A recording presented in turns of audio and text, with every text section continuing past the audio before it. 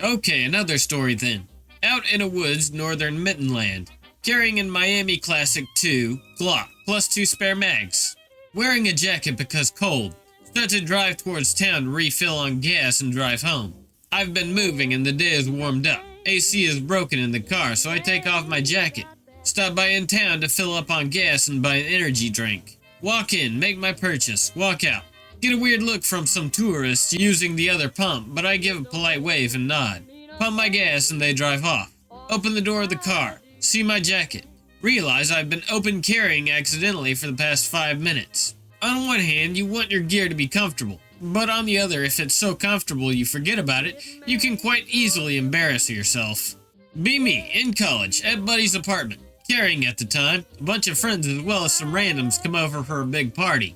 All sitting around a big pool table playing pool and watching He-Man in the background. My friend and another guy are playing pool. Allegedly, my friend and the other guy were into the same gal, or my friend stole his gal or something like that.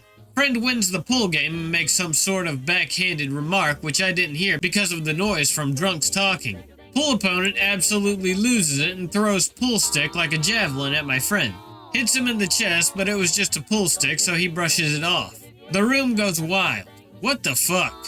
Opponent grabs a pool ball and throws it at my friend. He drops to a knee and dodges it and hides underneath the end of the table. Opponent grabs another ball and starts making his way around the table for better line of sight. Friend had pulled out a .38 snub, I don't know what kind, out of his jacket pocket and fires one round. Hits him in his right side. Falls to the floor and then gets up and runs outside with everybody else who is evacuating the studio apartment through a single door at this point. Collapses in the front yard and ambulances come and get him. He ends up being aight, but his ribs are jelly. Friend spent one night in jail and was released on bond by his dad. I was carrying at the time but was too stunned and it happened in seconds. Plus it wasn't happening to me, so I just watched. Plus I was holding a banquet and would have had to put it down to draw. I had a schizo roommate once, which is an interesting story. Be me. Have say in college roommate. Not my first choice, never really talked to the guy. Keep some bacon in the freezer at all times. Laying in bed working on something on my laptop. Roommate walks in and stands at the foot of my bed.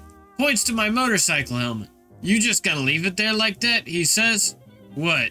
I want you to know that I know what you're doing, he says. I know you've been recording me in my sleep. You have a camera in your motorcycle helmet that you set on your dresser pointed at my bed. Only camera I have is on my phone.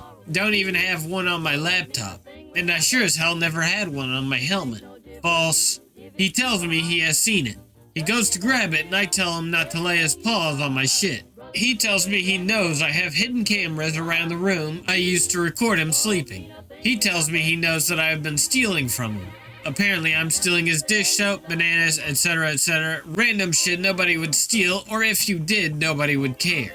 Tells me he would never deny me of anything. Tell him he's mistaken and or lying. He gets upset and becomes very aggressive, slowly getting closer as he rants on and on about how I'm out to get him or something. Set my laptop to the side. While still laying down, I reach my hand into my right jacket pocket and grip my snub nose and point it directly at him. Tell him to back the fuck off. Leave the room. Never spend another night there. Sleep on friend's couch. Pack my shit up the next day. Living out of my truck and then an extended stay hotel for a week or two until I find a new place. I just realized how this Paul Harrell meme nearly became one of the most practical informational videos of my life. Never spend another night there. You did good. Said schizo saying would have cut your throat in your sleep in some delirium trance, 100%, and gotten away with it. Let me take you by the hand up to the man, who's the leader of the band.